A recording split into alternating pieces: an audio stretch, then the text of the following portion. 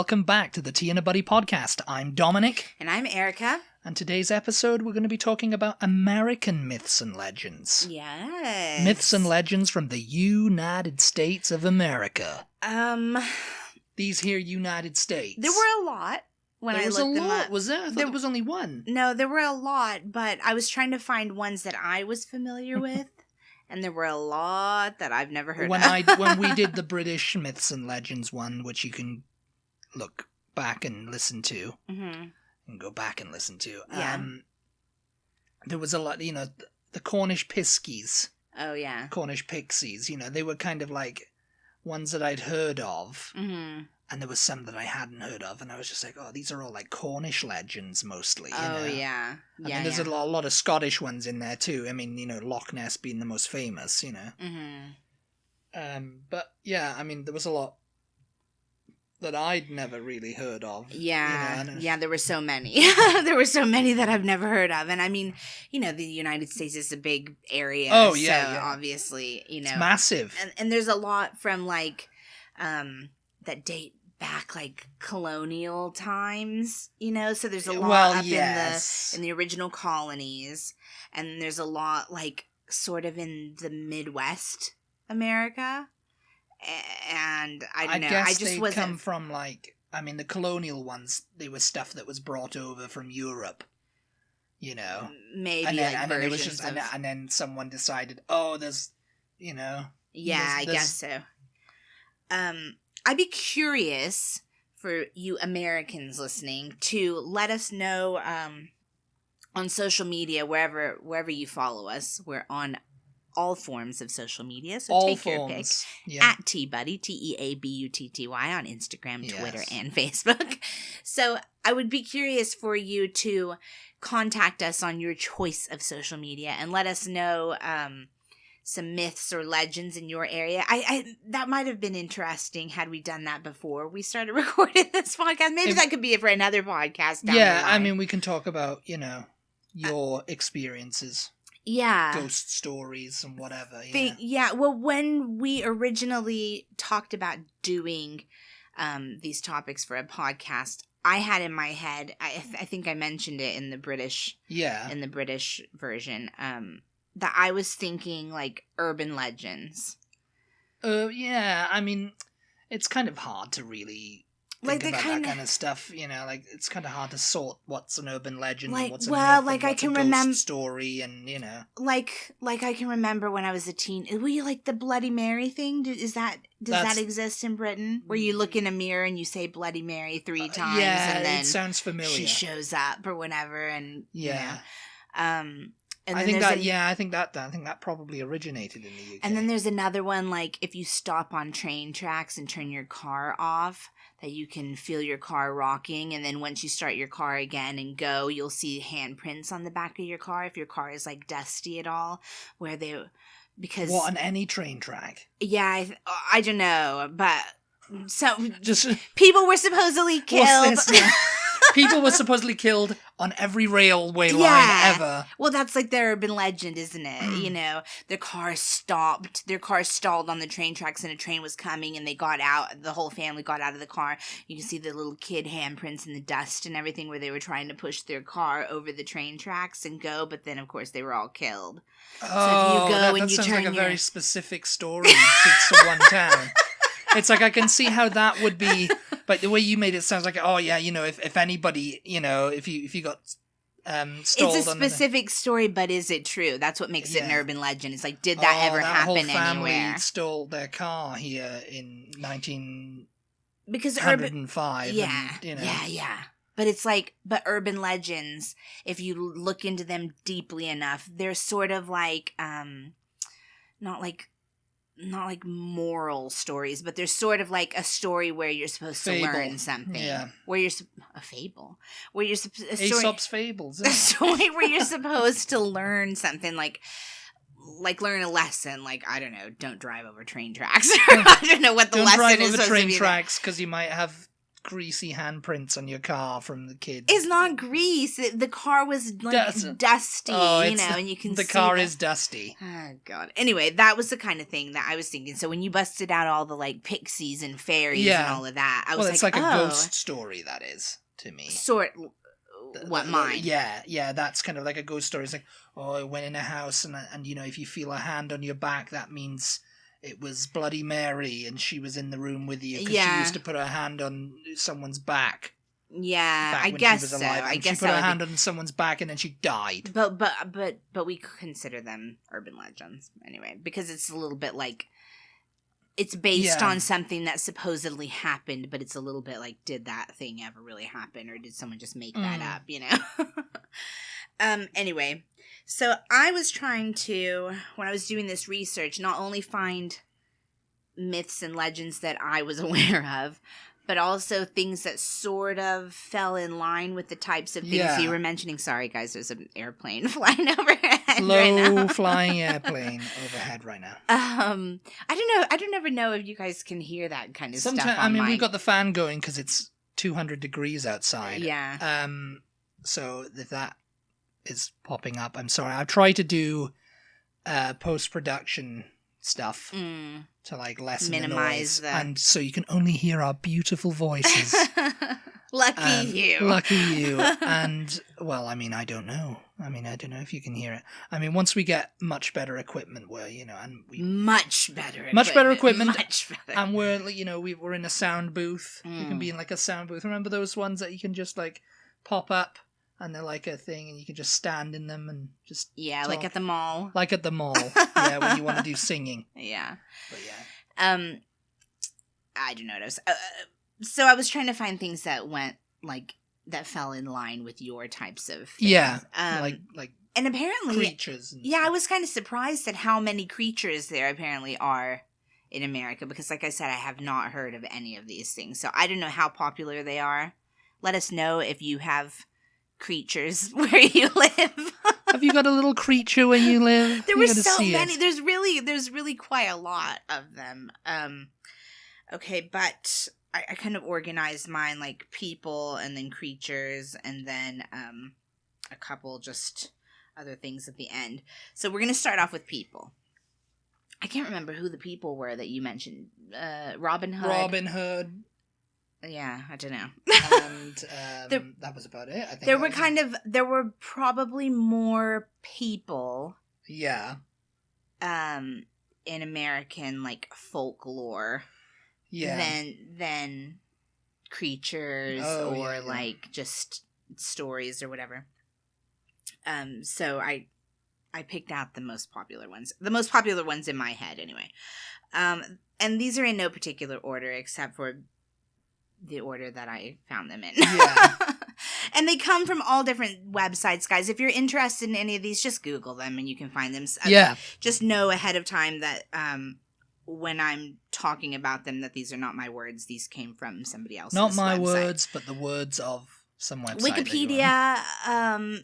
I got a couple things from Wikipedia, but then other ones were just like from, I think my list was from countryfile.com, so... Wow, aren't you fancy? Fancy. Fancy schmancy. Now, I apologize if by chance the person who wrote these words that I'm about to speak is listening and I'm not giving you proper credit, but it is easy enough. Just Google and it will come up. It's like the top websites that came up. Top websites of American myths and legends. Okay. And urban legends. So the first one is Paul Bunyan. Oh, I've heard about it. Do you know Paul Bunyan? Well, you've talked about it. I've heard it somewhere. I wonder if I mentioned him. And I used to think Paul Bunyan, and it's just like he was a guy that just had a bunion, a really large bunion, and it was just like his name was Paul. So Paul Bunyan. And I was like, that poor guy. All they remember him for is his bunion. Do you know anything else about him besides his bunions? He was something to do with the Revolutionary War, wasn't he? No, not really. Wasn't he? No. Who am I thinking of? I don't know. Somebody with bunions, apparently. Bunions in the Revolutionary War. Paul Bunyan was like... Civil War. A lumberjack. I guess. He's not really associated with wars. Well, someone had bunions. he's based, they think, on like two different French Canadian lumberjacks who were quite like notorious for their behavior. Oh, I've heard of that now. Yes, now it's all coming back to me, like in movies and stuff like that when someone's chopping wood.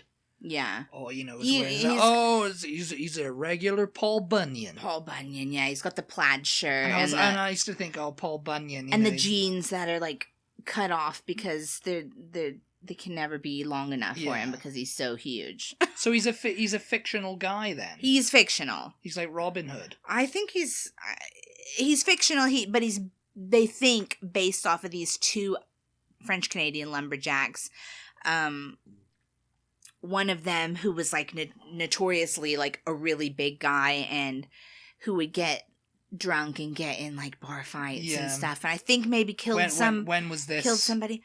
I don't know. I think most of this stuff comes from like between colonial and Civil War period. Oh, okay. So like a matter of 100 years. Yeah. Yeah, something like I don't really have an exact date on when this kind of started popping up.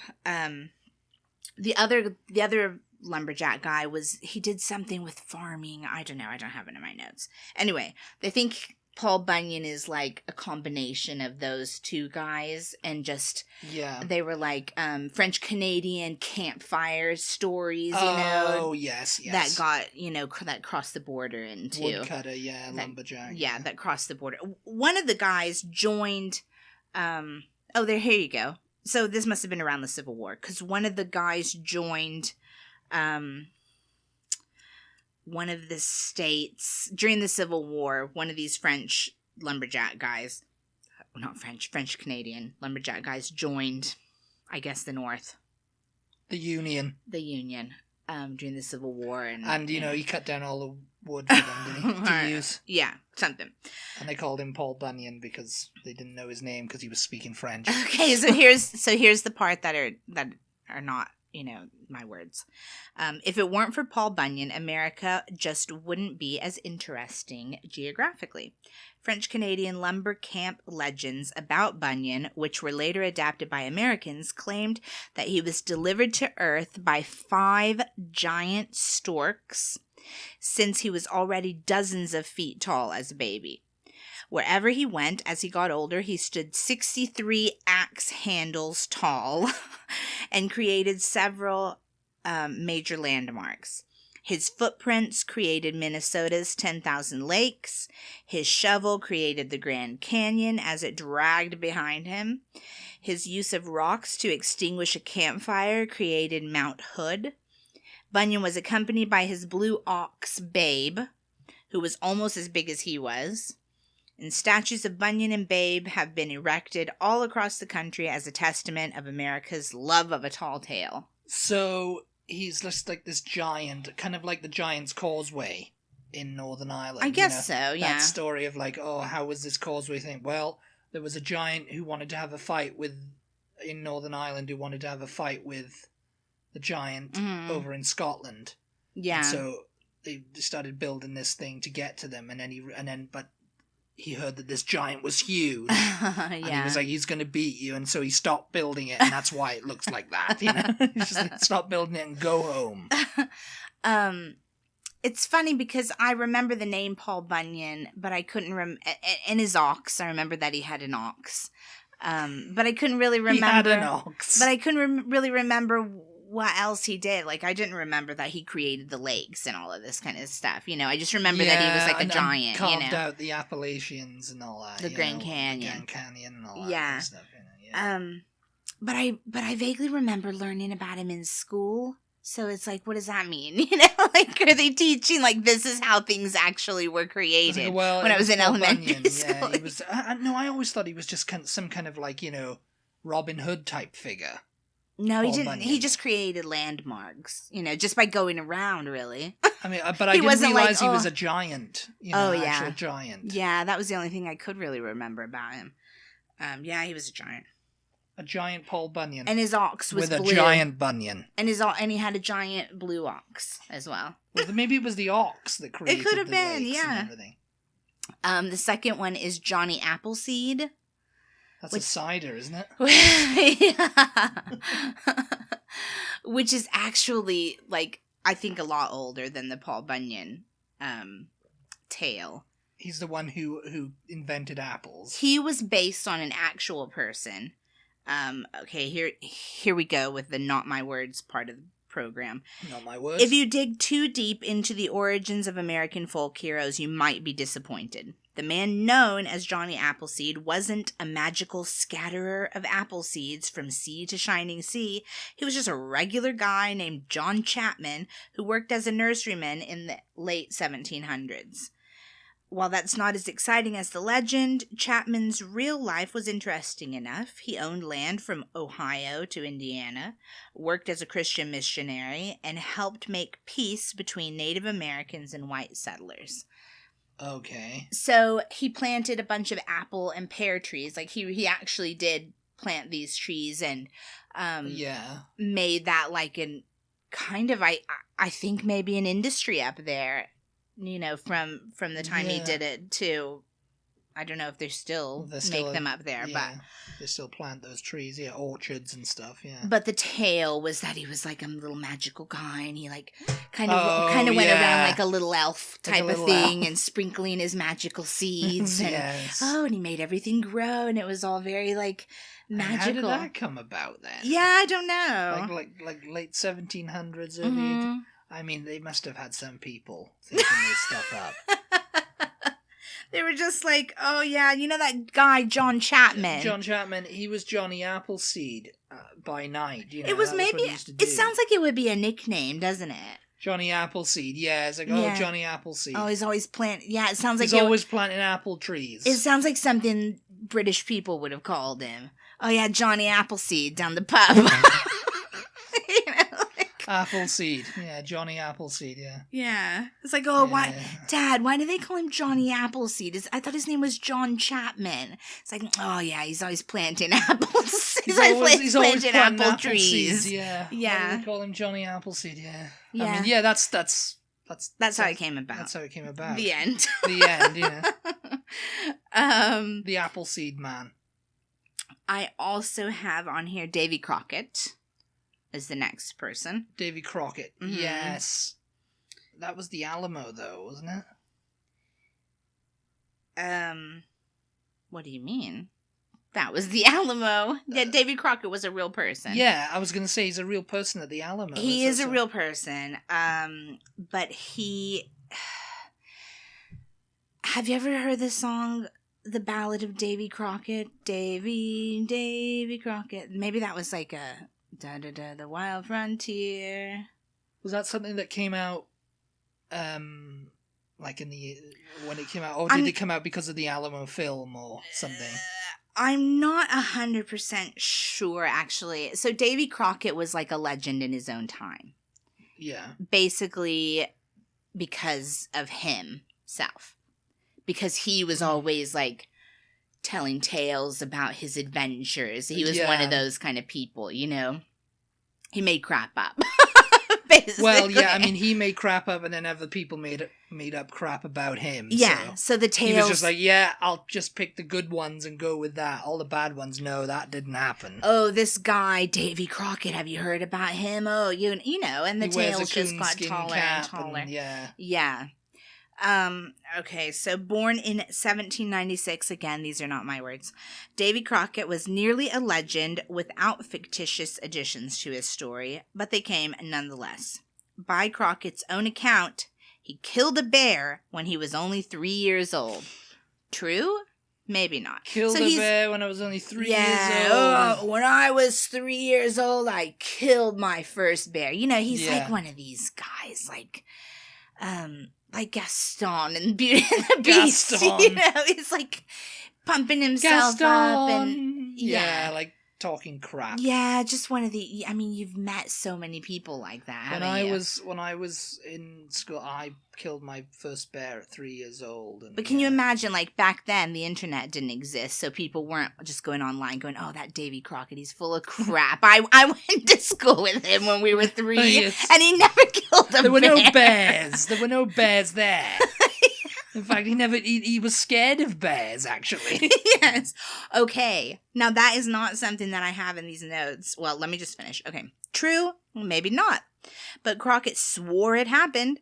More stories emerged of Crockett's rough and tough childhood with lots of bear, bully, and snake encounters that all ended with him as the victor.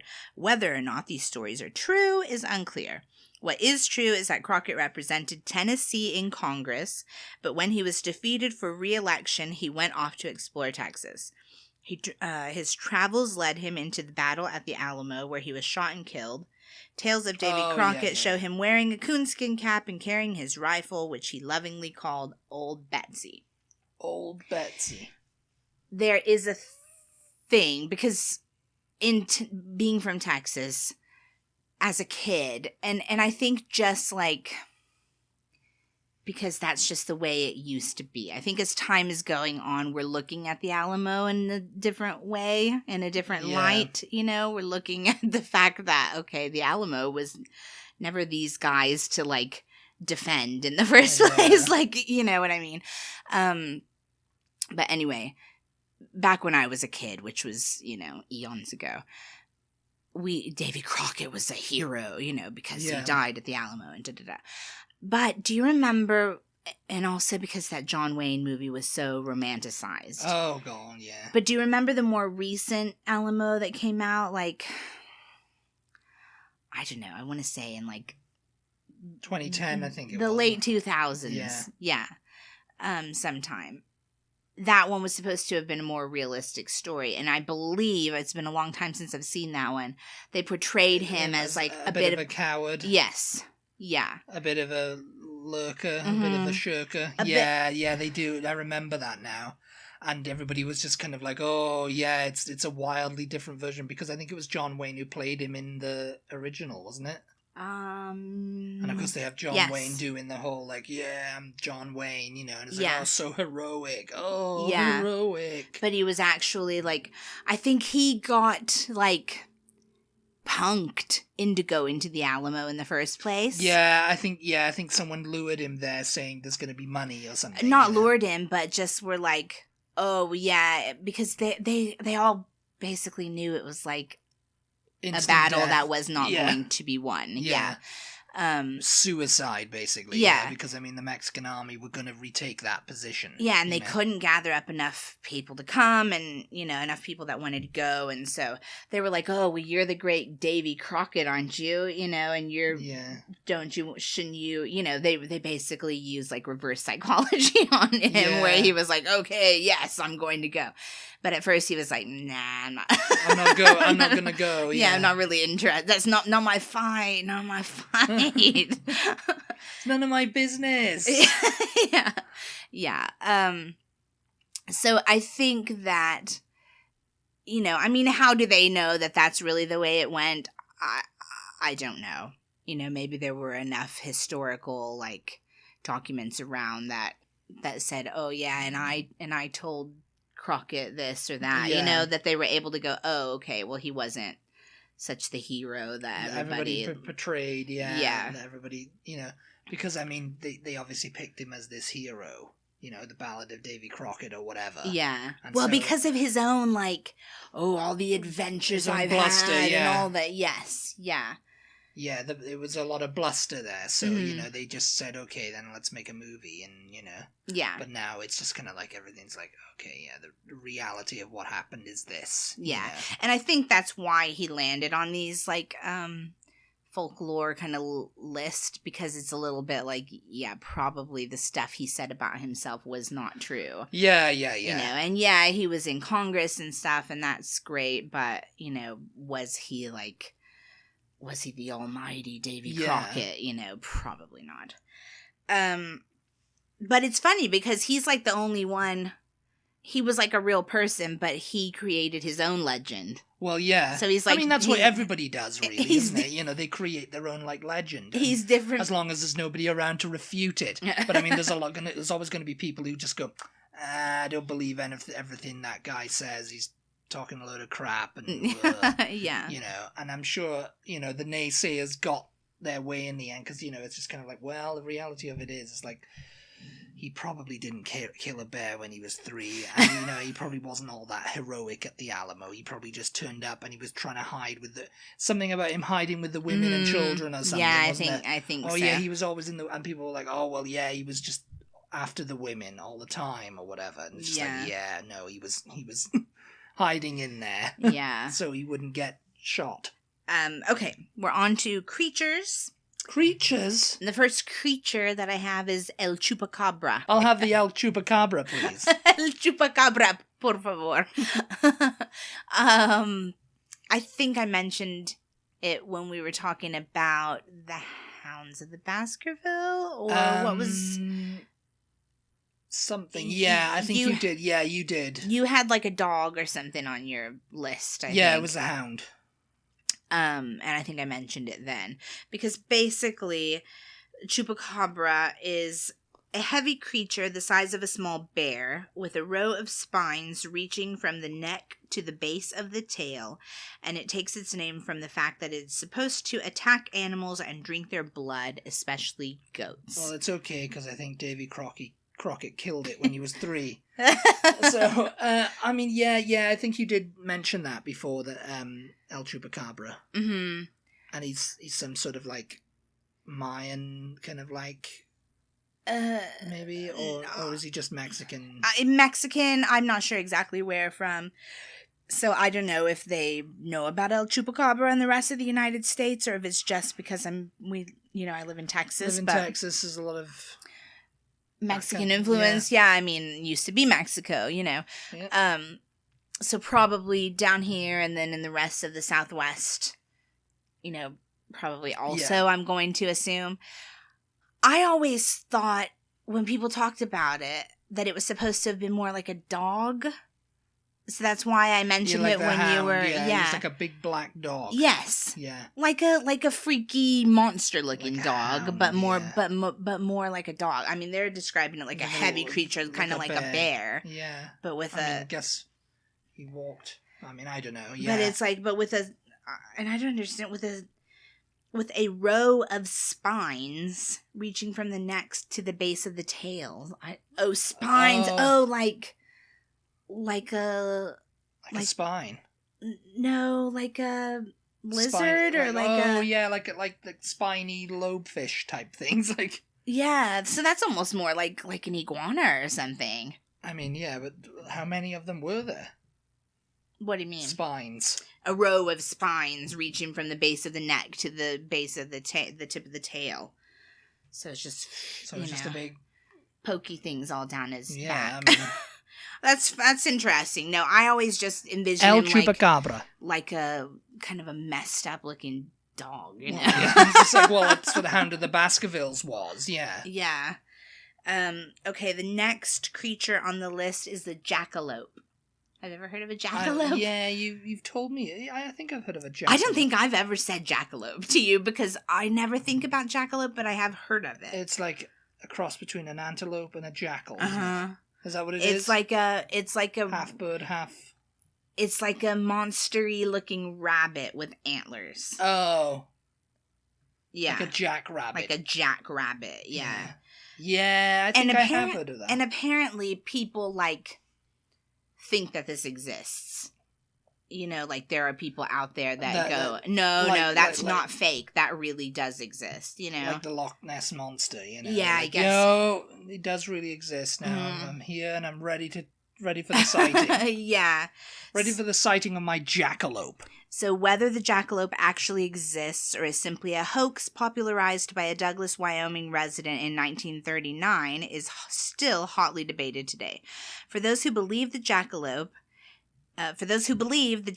is said to be an antlered species of rabbit, sometimes rumored to be extinct, one of the rarest animals in the world. It is a cross between a now extinct pygmy deer and a species of killer rabbit. I mean... those terrifying killer rabbits. We've seen some of those terrifying killer Yeah. rabbits on the trail. We see when we their go little out cottontails. However, occasional sightings of this rare creature continue to occur, with small pockets of jackalope populations persisting in the American West. The antlered species of rabbit are brownish in color, weight between 3 and 5 pounds, and move with lightning speeds of up to 90 miles per hour. I mean, like an antelope running away from a predator, you know? Yeah. I mean, it's just something, someone put together. Like, they saw a jackrabbit and an antelope together, and they thought, oh, let's create the jackalope as a villain for my story, you know? Yeah. I think that's what happened. But, I mean, people out there are like, no, I've seen it, it's real. It's like one of them bobcats and mountain lions, you know? Yes. So next on the list, you'll definitely know Bigfoot. Yeah, I think that's about as famous as... the Loch Ness. Yeah. Bigfoot, also commonly referred to as Sasquatch, is a purported ape-like creature said to inhabit the forests of North America. Many dubious articles have been offered in attempts to prove the existence of Bigfoot, including anecdotal claims of visual observations, as well as alleged video and audio recordings, photographs, and casts of large footprints. Some are known or admitted hoaxes. Tales of wild, hairy humanoids exist throughout the world, and such creatures appear in the folklore of North America, including the mythologies of indigenous people. Bigfoot is an icon within the fringe subculture of cryptozoology and an enduring element of popular culture. Bigfoot, yeah, it's the same thing as Sasquatch. Bigfoot and Sasquatch, same thing, yeah. Same thing, yeah, because I used to think Bigfoot and Sasquatch was a different thing, you know? Oh, yeah. And I was like, why are they calling him Sasquatch? It's like the same thing as the Yeti. The Yeti, yeah, the Yeti. But the Yeti is, like... do they also call him the abominable snowman? I was going to say the abdominal. The abominable... The abominable snowman, yeah. Yes, they're the same thing, right? I think like, so. They're like humanoid, like monsters, I thought the Yeti, yeah, but I don't know why the abominable snowman, because he doesn't look like a snowman, does he? But he's a 2 eyes made out of coal. He's like a snowman. He's basically Bigfoot, only white, isn't he? Yeah. Or white fur or whatever, yeah. Oh, sorry. Okay, the next one is La Llorona. And again, this one's going to be probably like the chupacabra, like it only exists down here. Regional. And no, I've never heard of it. In the southwestern United States. La Llorona is pre-Hispanic colonization. Oh, so like Mayan. It's like a Mexican folklore, yeah. But it exists in America as well. The legend has a wide variety of details and versions. In a typical version of the legend, a beautiful woman named Maria marries a rich ranchero to whom she bears 2 children. One day, Maria sees her husband with another woman, and in a fit of blind rage, she drowns her children in a river, which she immediately regrets. Unable to save them. Like, oh no. Unable to save them. I shouldn't have done that. And consumed by guilt, she drowns herself as well, but is unable to enter the afterlife, forced to be in purgatory and roam the earth until she finds her children. Recurring themes and variations on La Llorona myth include a white wet dress, nocturnal wailing, and an association with water. Oh, so kind of like the Lady of the Lake type thing. Yeah, the white lady, I think I've also seen too. Yeah. They're usually like around water and they're just like dripping and you can't see their faces and they just look like a ghostly figure. Yeah. And they're just like crying, wailing. Always crying. Yeah. Oh, drowned my kids. Yeah. Yeah, that's a similar kind of thing. Yeah. I think. Yeah, La Llorona is the crying woman, yeah. The last 2 that I have are actually fictional stories by Washington Irving. From when? The first one from like the early 1800s, but they're both set in the 1700s. Well, yeah.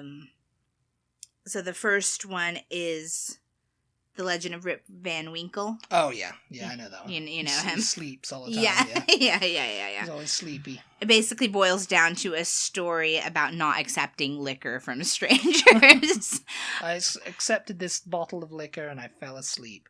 Yeah, I think they've made several, like, Disney cartoons, haven't they? Oh, I don't know. The Legend of Rip Van Winkle. The story goes, and this is, I think, literally the story. Rip was a real personage, and the Van Winkles were a considerable family in their day. An idle, good-natured, happy-go-lucky fellow. He lived presumably in the village of Catskill, New York, and began his long sleep in 1769. He was in the Catskills. Yeah. His wife was Very a shrew, sleepy. and so to escape her abuse, Rip often took his dog and gun and roamed away to the Catskills, 9 miles westward, where he lounged or hunted as the humor seized him. And then in a September evening, he was up in the mountains and he was approached by this, like, basically little kind of goblin-looking figure. Oh, yeah. And told to come with him, and he goes, and there's a big group, and they all look like scary. Sounds like. And he's a little bit like, oh, and they're not really talking to him and stuff, but then they share their liquor jugs or their whatever with him. Yeah. And he suddenly feels like very sleeping draft was put in it or yeah, something. he suddenly feels very out of it. And so he goes back to he's got this little area that he kind of lives when he goes to escape his wife. Yeah. So he goes back there and he goes to sleep like he would. I know. And he wakes up in the morning and he's just like, oh, and he reaches for his gun and the gun crumbles in his hand. Oh. And then he noticed that his clothes are just hanging on him and they're all like moldy and like cobwebs and everything.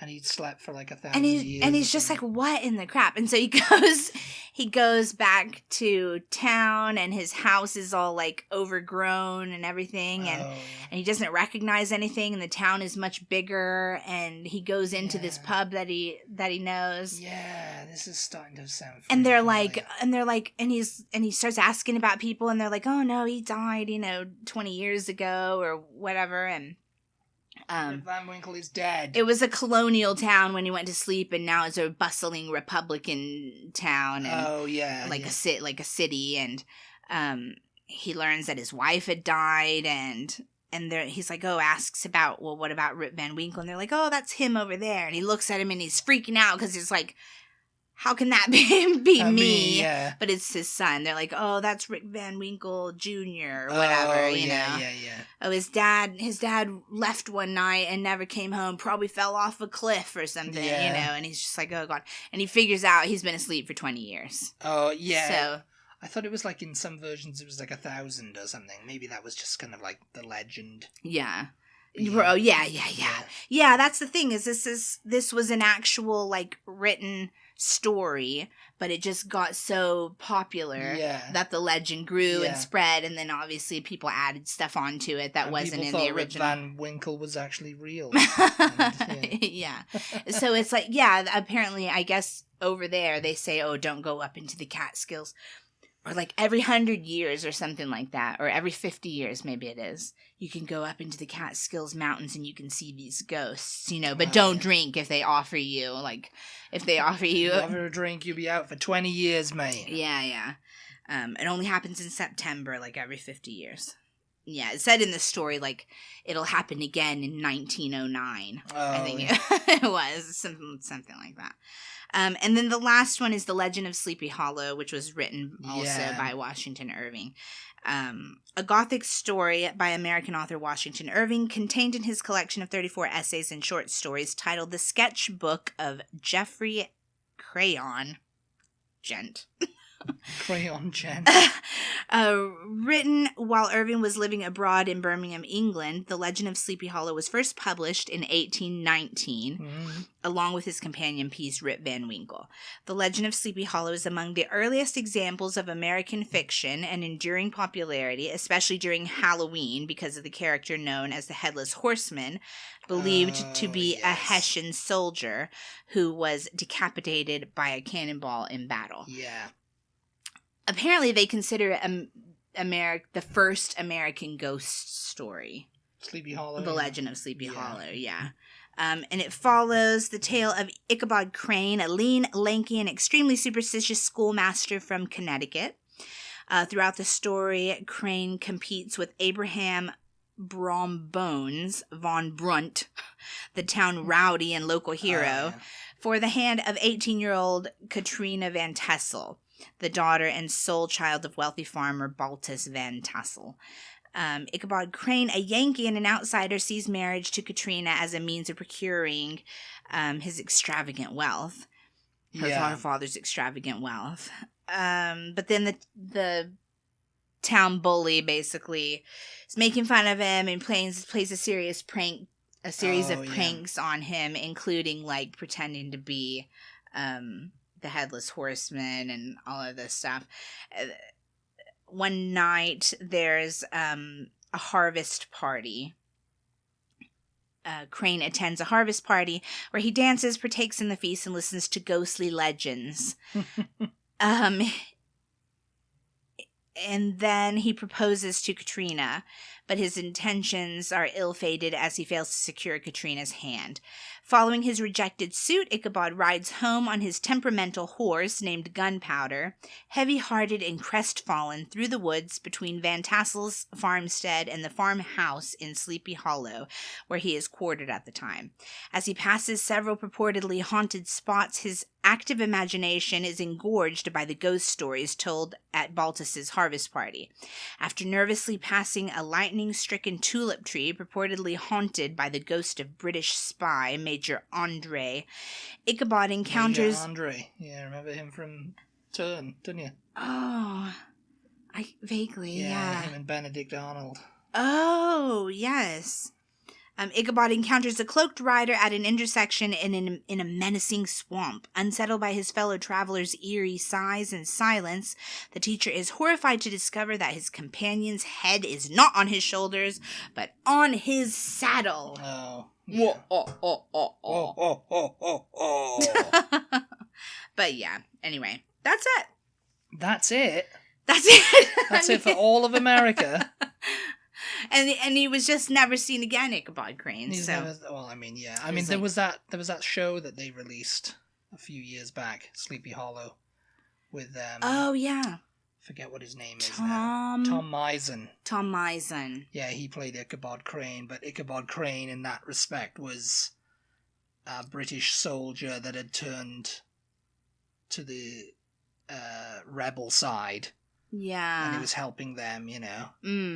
And he was one of Washington's spies or something. And that was a little bit Rip Van Winkle, wasn't it? Because he woke up and it was like the 2000s. Yeah, he something happened and I can't remember, it wasn't like fantasy, a time traveling magic. Yeah, it was like a magical like thing. Yeah. He'd been like cursed by a witch or something. Yeah. And the Headless Horseman followed him there. And Yeah, it was pretty good. The first season anyway. I mean, I think it ran for like 3 or 4. Yeah, we stopped. I don't know. I think we stopped watching it because it was kind of like it started to be the same thing every episode. Or it was a bit Death in Paradise. Or it was getting ridiculous. I can't remember why, but Tom Mison, you guys, he's a good looking guy. I mean, I don't know what he's been in recently. Yeah. But I always loved the Disney version of that when I was a kid, The Legend of Sleepy Hollow. Yeah. It was like just a short, and I think it was with like Frog and Toad's Wild Ride or something like that was like the other half of it. Frog and Toad's Wild Ride. And then there was Sleepy Hollow with Johnny Depp and Christina Ricci. Yeah. Yeah. But yeah. That's all I have for you. And I think that was very cute. I think it was a lot, yeah. So I mean, if you've lasted this long. Yeah. Bless you. Yes. Let us know any that we left off the list. Obviously, like, depending on where you are in the country, you might have very different legends and myths. And I would like to know them, actually. Yeah, so let us know. Yeah. Leave us a comment. Other than that, follow us on social media. Check out our Patreon page if you would like to become a patron and receive all sorts of extra perks and podcasts. Yeah, podcasts, pictures, and perks. Various the things. 3 Ps. Other than that, yeah. Thank you for tuning in. As always, we really appreciate your support, and we will talk to you next time. Talk to you next time. Goodbye. Goodbye.